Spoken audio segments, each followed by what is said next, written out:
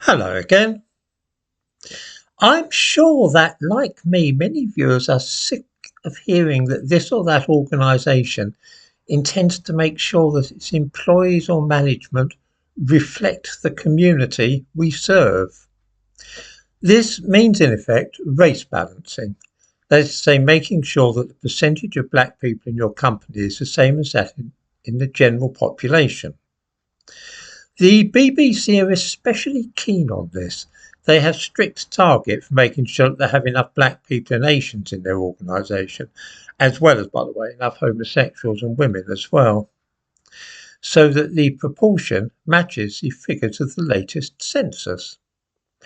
What happens though when they wish to allocate the more prestigious roles? Do they still adhere to this principle?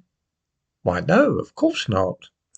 In the description to this article, I give a link to a piece from the BBC website. Let me quote. The BBC has announced its lineup of chief presenters for its revamped TV news channel.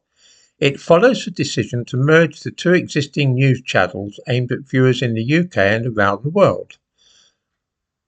Matthew Amroliwala, Christian Fraser, Yalda Hakim, Lucy Hocking, and Mariam Moshiri will lead the new lineup. I shall just run through the background to these people.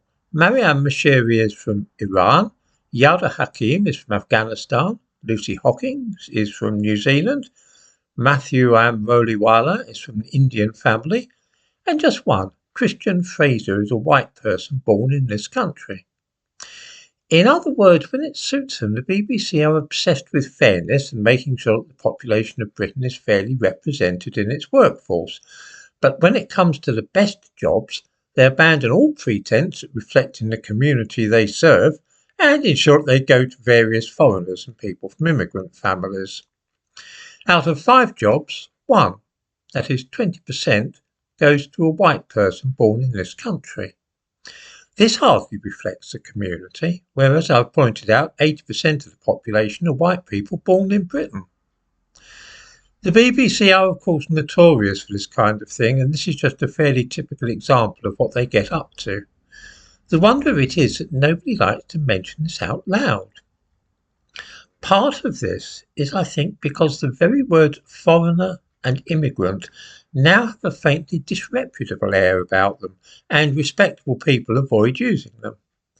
This means that, just as in 1984, of George Orwell's novel, the language is being altered so that certain ideas become simply incapable of expression.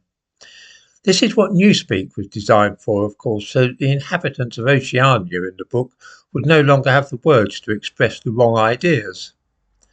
That the British Broadcasting Company should be so averse to employing British people is something of a scandal, but I don't suppose anybody else will even be bothered about it.